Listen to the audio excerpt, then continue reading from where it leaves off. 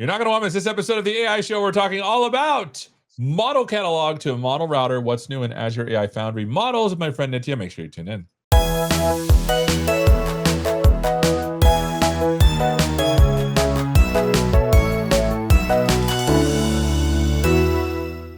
Hello, welcome to this episode of the AI Show. We're talking all about the model catalog to model router, what's new in Azure AI Foundry models, my friend Nitya. How you doing, my friend? Hi, Seth. I'm doing great. Build was so awesome, but now I'm in New York. I don't know if you can see this. I'm in Times Square for a community conference. That's amazing. So look at, after build, we went from like 3,000 models to 11,000 models. I need you to shepherd me through how I should even start to think about this. So let's just bring up your screen and let's get going. Let's talk about it. So I want to start actually with, you know me, right? I love visual storytelling. Yes. So I want to start with this. Asha Sharma, our CVP, had a really nice blog post that very succinctly captured all the big items for Azure AI Foundry. So I visualize this. This is a mind map. And when I look at it, it's very clear that we have two big buckets, right? On the left, you see a lot of news around models. On the right, we see a lot of news about agents and solutions. So I want to dive onto the left side. So those Foundry models and Sparta models, and that's what we'll talk about. But you asked me a very good question, model choice, right? So let's go to the catalog. And what I want to show you here is like, you're right. It's not even 3,000. Before build, we had 1,800 models. They jumped to 11,000. Yes. And even, I know. And even before then, we used to have people come and tell us, how do I pick one from 1,800? Now we have to tell them, you've got to pick it from 11,000. But I think this is where we have the best story. Because the Azure AI Foundry model catalog is actually got one of the most comprehensive set of models. So if you look at this, you can get classification, like you get collections from various providers. If you pick the ones direct from Azure, you get all of the benefits of SLA compliance, all of that stuff in here. You can classify and filter by industry, capabilities, and so on.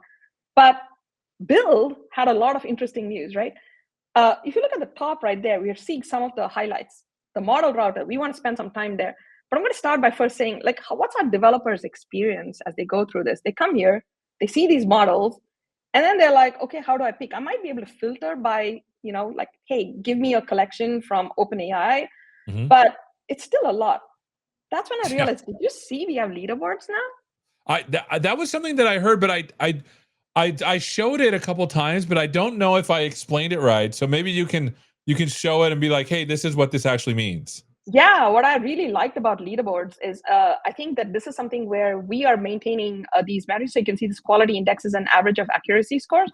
But what I like about it is the developer journey, where like first go and filter the models, but then get a better sense of how they compare against each other.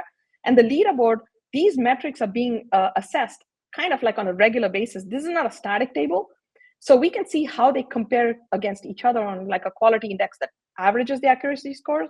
But I can also go and dive in and say, which one is by cost the best one, the quality, et cetera, right? So this is giving me one more tool in my model choice journey. Yeah, can I tell you one more? Yes, please.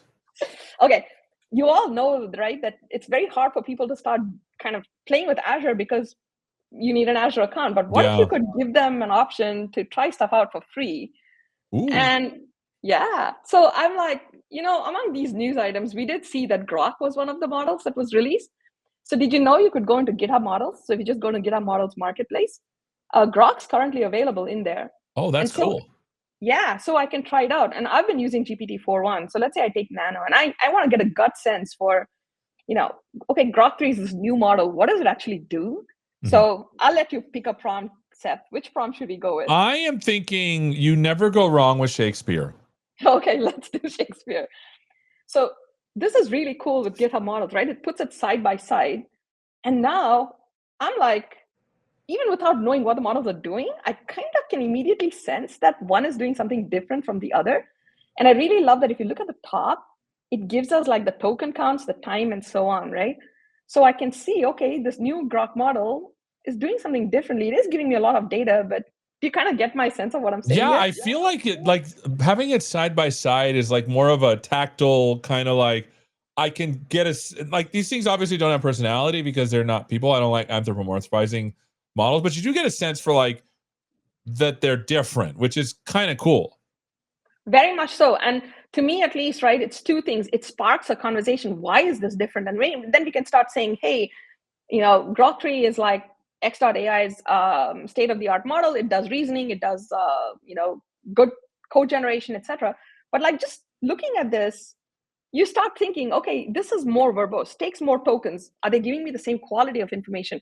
Which one should I choose? So yeah, absolutely right. To me, this was like, hey, that's one tool in your arsenal that kind of is powered by Azure Catalog under the covers. But I That want is to also amazing. talk, yeah. But I also want to talk about, and I know you had other folks going to come and talk in depth about playgrounds, but I noticed Sora was coming out, and I was super excited. We have these playgrounds. I was literally showing this at the conference, and people are so excited about video. But I don't know if you noticed that I really love the fact that we now have industry-based prompts. Oh. So yeah, so I'm like, my kid's actually into sustainability now. So I'm like, I can go tell him, here's a thing you can do to like go tell a story about, I don't know, carbon sequestration. Here's how you fashion a prompt. But I love this. Like nothing teaches you better than to show me how, right? Yeah, that's cool. So yeah, but now we got to go to the best part. Like, are we ready to talk model router? Yeah, this is, and now before we go there, like we'll leave this cool thing up and I'll bring our, this is a part that I heard about, but I didn't get any insight into how it worked or what it looked like. So I'm really excited to hear this. Could you tell people, I mean, lead us through this again, if you can. For model router? Yes.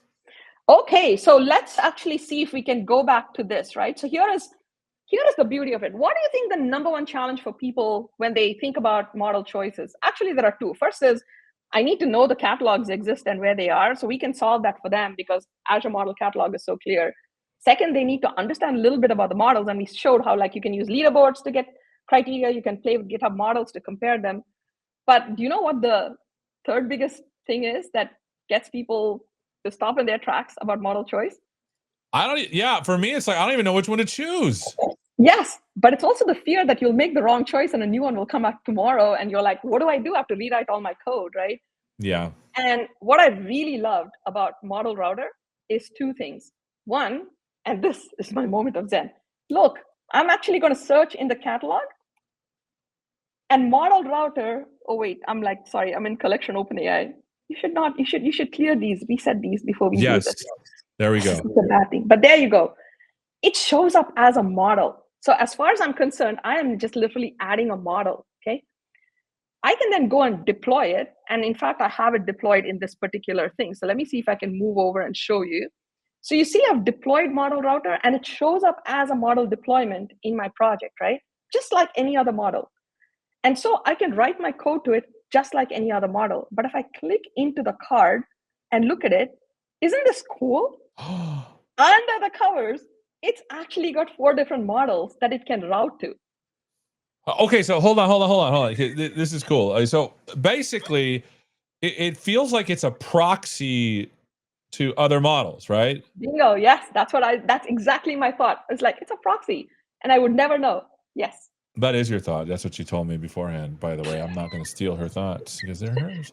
Well, no, but do you see the models that right now, of course, this is like kind of OpenAI, but do you see the choices it's got? So I have a ton of questions, if I may ask it. The first question is, how do you choose the model it can route to? And then second, how does it know which model to route to? So both are very good questions, and both are questions to which we need more answers, but I'll tell you why. We don't know. It's actually right now, it does the choice for us. Okay. And it's one of the things that, in fact, at this conference, showing the demo, we had the same question. So we need to understand more about this as well. But the whole idea is right now, the value is the developer experience where you didn't have to know. Ideally, we want to understand how to influence this, but what happens is, can I just show you a demo real quick? Yeah, let's do it. Okay, so you see these 4, right? So right now, the default model router is associated with these 4 models, and there's a documentation page where you can learn about it. But let's say I've actually got it deployed, and I ran a few demos ahead of time, so we could just walk through it. So the beauty of this is that I deployed one model as far as my code is concerned, and then I asked a question, and you can see here I asked a very simple question, and it automatically looked at it and said, this is something that a nano model can handle, and it answered it, okay? So now I'm using a nano model, which probably has a better cost ratio and can do the job really quickly, and it's given me a fairly decent answer. And it tells me, it picked this for me. I didn't give it any choices, I just said, go ahead. But then I'm like, okay, based on what you said, I actually have more things I want you to do. And now I start giving you more tasks, and it says, you know what? It's time to move up to mini. Do you see it? Yeah, that's cool. And I didn't do anything. It's the same session. It's flipping models on me. And I'm like, wow, but wait, there's more. And I want to tell you something in just a second. I'll just walk through these demos, and you can see that as it become more complex, the questions, it picks the GPT-4.1 model. And then the last one, it actually picks the it picks O4 mini, which is our reasoning model. Mm-hmm. So it's doing its job. But do you know what this has value to me as a developer? Is I could write to this API and I would never have to know. I just give it a prompt and I get the response back, right? And I can then use it without having to worry about one, what are the different APIs, parameters, none of that. Two, worry about the fact that, hey, did the complexity of this change? Is there a new model that I should be thinking of, etc.? So if OpenAI ships something new, I'm guessing that our team will basically make that available. For That's now, amazing. it just came out, so I just see the 4. So yeah. here's a question. So when I deploy the model router, it automatically comes with those choices built in of the model. Okay, cool.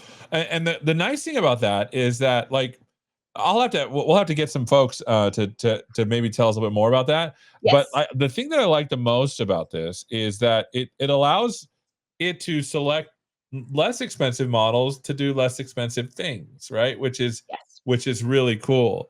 This is awesome. So what else do you got for us, my friend? All right, so let's kind of go down this developer journey, right? So we basically talked about catalog. We've got all of these things.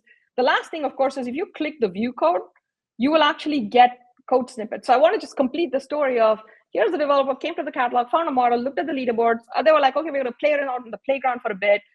We're going to put the model router. We've got our model set up with everything hidden behind. I've got code. I moved to code first. This is great.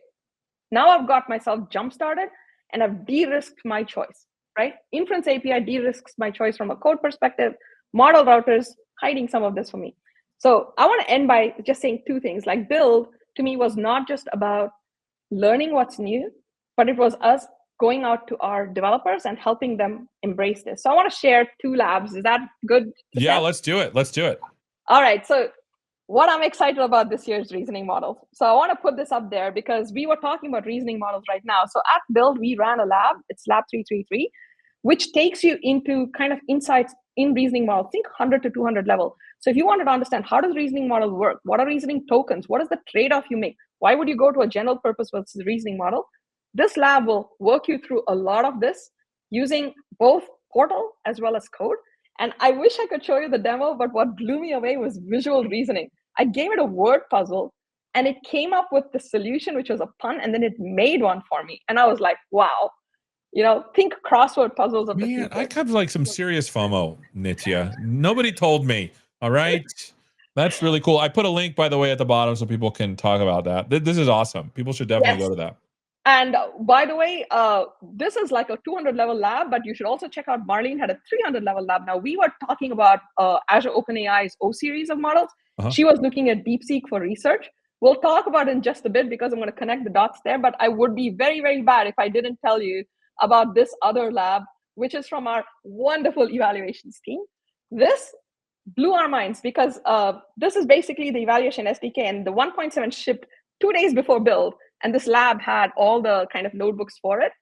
But I think that one of the messages we want to take away is your entry, your generation, your AI application starts with model choice, but it ends with observability and responsible AI. Unless you can test it, you can't ship it with trust, right? Yes, I love that. And is there anything, like, you're just dropping the nuggets? Do you have anything else, like a last one? Okay. Yes. So what I want to say is, if you want to get hands-on with this, we're starting a series called Model Mondays. It starts in 2 weeks' time. It'll run for 12 weeks. By the way, there'll even be an episode on Prompty. Watch out for it. I love it. Sorry to drop that on you. Yeah. But this was season 1. And season 2, we'd love to see you there. The first 3 episodes are already up. Advanced reasoning, you're going to see those labs in action. We're all interested in model context protocol.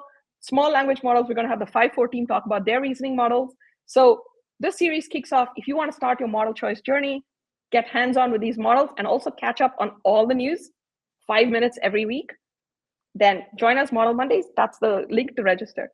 All right, so I'll put the link up one more time so you can take a look here. I'll even cover our faces because it's so important. Make sure you go and register for that. This is awesome. Thank you so much for spending some time with us, my friend. Thank you so much for having me, Seth. Always a pleasure. And thank you so much for watching and learning all about, from model catalog all the way to model router, what's new in Azure AI Foundry models. Thank you so much for being with us, and hopefully we'll see you next time. Take care.